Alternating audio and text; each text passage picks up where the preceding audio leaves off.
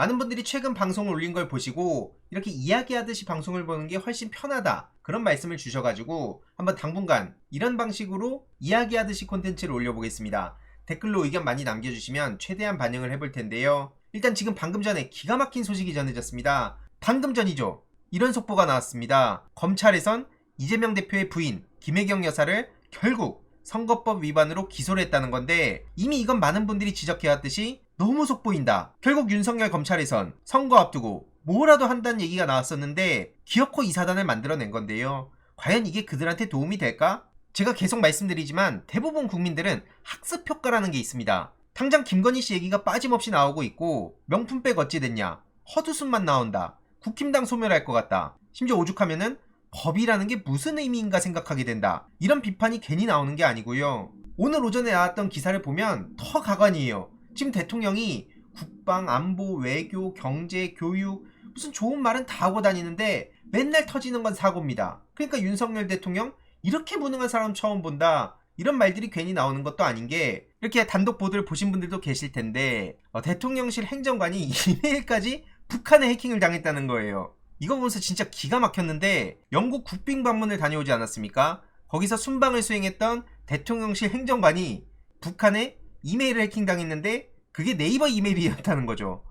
야, 저는 이걸 보면서 결국 이렇게 무능으로 드러나는구나. 대통령실의 허술한 대응이 당연히 거센 비판과 후폭풍을 낳을 수밖에 없는 상황이고요. 심지어 더 기가 막힌 건 이 단독 보도였는데 이거 난리가 났습니다.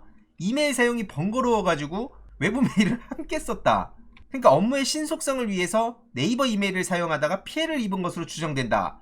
정부 고위당국자라는 사람이 지금 이런 얘기를 하고 있으니까 지금 국정 운영이 장난이냐? 당연히 이런 얘기가 나오지 않겠습니까? 이러니까 정신 상태가 뭐 저 모양이냐, 대통령실 보안이 이따위냐, 맨날 그렇게 진보 욕하면서 이러고 살았구나, 저렇게 무능한 건 박근혜보다 더하다, 번거로워가지고 저게 해명이냐, 이번 정부가 무능한 줄은 알았지만 최악이다, 정체성 없는 가짜 보수다, 당장 이런 얘기들이 나올 수밖에 없는 거예요. 제가 계속 말씀드리지만 윤석열 정부 경제, 안보, 외교, 뭐 교육, 말로는 이런저런 얘기 다 하고 있죠. 뭐 하나 제대로 지킨 것도 없습니다. 그냥 말만 번지르게 해놓고 언론 동원해가지고 기존의 검찰총장 당시에 해왔듯이 하면은 뭐 된다? 이렇게 생각했나 본데 그거 완전 착각이고요. 심지어 한동훈 위원장도 보면 아주 기가 막힙니다. 전 당원한테 문자를 발송했다 그러는데 무슨 내용을 보냈냐, 선거 앞두고 말과 행동 똑바로 해달라, 이런 얘기를 당원들한테 했다는 건데, 언행 경계령이라고 하죠. 그러니까 총선 앞두고 한동훈 위원장이 당원들한테 언행을 좀 잘 좀 해달라, 이런 얘기를 했다는 건데, 당연히 딱 떠오르는 게 뭡니까? 본인은 중요한 선거 앞두고 국민 눈높이에 맞지 않는 언행이나 말실수가 나오면 안 된다, 이런 얘기를 지금 하고 있는 건데, 앞서 말씀드렸듯이 본인은요, 한동훈 위원장이 계속해서 남들한테 이런저런 잣대 들이대고 뭐라 하고 비판하고 엄풀하고 이거 다 그대로 자기한테 돌아온다고 계속 얘기하는 거 아니겠습니까? 괜히 이렇게 비판을 하는 게 아니라 실제로 본인이 여태까지 보여준 게 뭐가 있냐고요. 마치 언론만 보면 이런 대권 주자가 없는 것처럼 얘기를 하고 있지만 민낯은 그냥 한동훈 그 자체입니다. 한동훈이란 말이 요즘 젊은 친구들 사이에서 왜 욕으로 다가오는가, 계속 저런 얘기들 하면서 정신승리나 하고 있는 거죠. 뭐 우리들의 말 한마디, 행동 하나하나를 국민들이 평가하고 있다. 아니 이런 걸 본인이 알면 본인부터 지켜야죠. 당원들한테 지금 뭐라 그러는 거예요? 당장 이게 국민 눈높이에 맞는 겁니까? 저런 식으로 조롱하고 비꼬고, 본인이 이전처럼 그렇게 코스프레 한다고 될 수 있는 문제가 아니에요. 본인 위치가 뭡니까? 국민의힘 당대표급이에요. 그런 사람이 지금 저런 얘기나 하고 있으니까 바로 홍준표 원내대표한테 비판받는 거 아니에요? 정치검사 그 일당들이야말로 정치권의 청산대상 1순위다. 괜히 이런 얘기가 나오는 게 아닌 게, 그동안 본인들이 해왔던 것들 다 돌려받고 있다는 거 아니겠습니까? 심지어 조국 전 장관이 신당 창당한다 그러니까 이거 법정 구속될까봐 그러는 거다, 또 저렇게 그냥 침뱉고 있어요. 그러니까 물론 조국 전 장관의 신당 창당으로 민주당 내에서 안타까움은 있지만 좀 우려는 된다, 이런 얘기들에 저도 공감은 됩니다. 다양한 의견들이 나오는 건 저도 충분히 이해하는데, 적어도 한동훈이라는 사람이 저렇게 돌 던지는 거는 도저히 용납할 수가 없는 거죠. 이건 단호하게 맞서야 되는 겁니다. 당장 조국 전 장관도 뭐라 그럽니까? 핸드폰 비밀번호나 공개하고 얘기해라 이거예요. 이런 말이 당연히 나올 수밖에 없는 게, 당장 자기 아이폰 비밀번호 이거 어떻게 뭉갰습니까? 그냥 넘어갔어요. 제대로 해명도 안 됐고 그냥 덮고 넘어갔습니다. 만약에 이게 민주당 사람이었다면 저렇게까지 버틸 수도 없었다는 거는 이미 많은 국민들이 학습효과 통해서 다 알고 있고요. 특히 2년 동안 비밀번호를 못 풀었다. 이게 말이 되는 일입니까? 국민 상식, 국민 눈높이, 본인이 지금 얘기했잖아요. 그가 가장 안 맞는 게 한동훈 바로 본인이고요. 게다가 한동훈 딸, 이거 스펙 의혹 다들 기억하실 겁니다.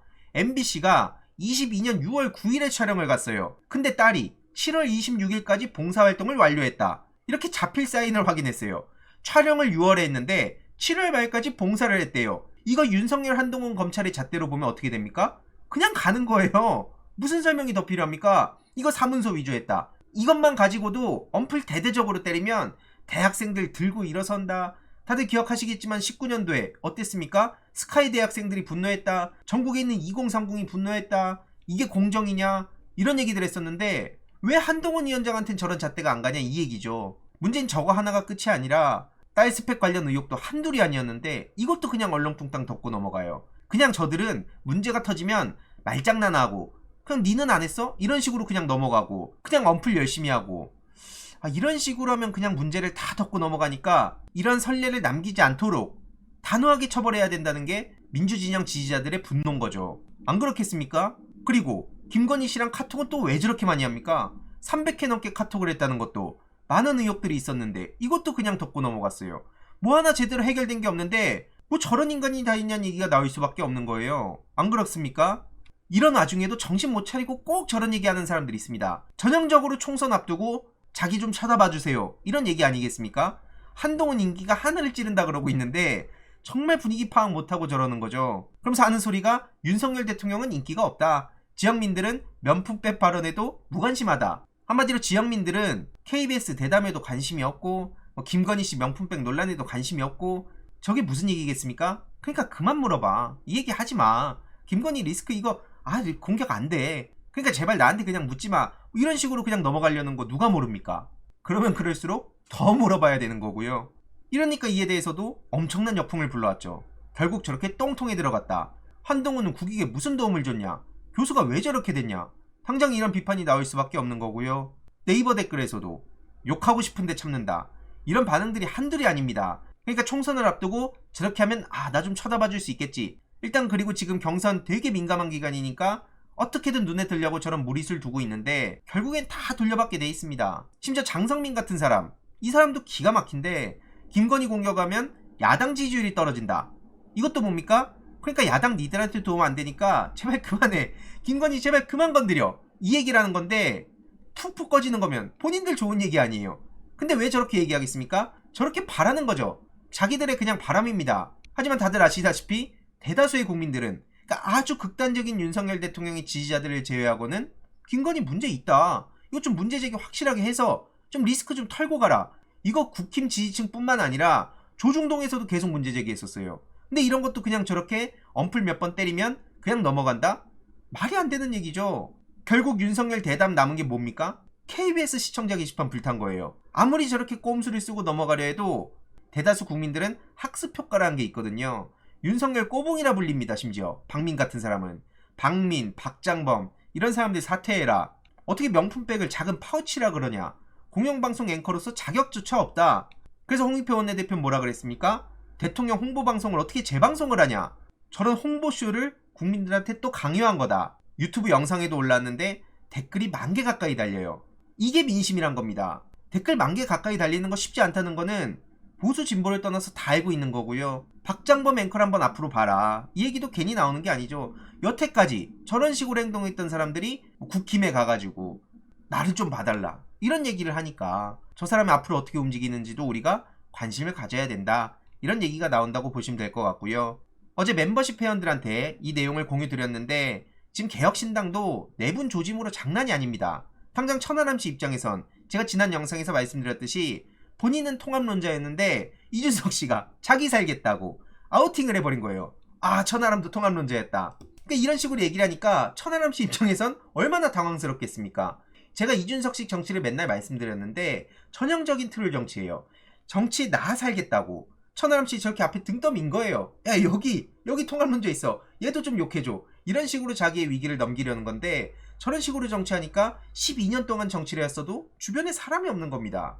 그래서 저 마삼중식 정치를 잘한다고 열심히 띄우던 사람들이 있죠. 그런 사람들이 지금 개혁신당 가가지고 저렇게 고개를 푹 숙이고 있는 거예요. 계속 말씀드리지만 막차 잘못한 거예요. 무슨 설명이 더 필요합니까? 저 사람한테 도대체 무슨 정치의 가치를 보고 비전을 보고 청년의 목소리를 듣냐 이 얘기예요, 제 말이. 이재명 대표님 말씀처럼 세술은 세부대에 담자.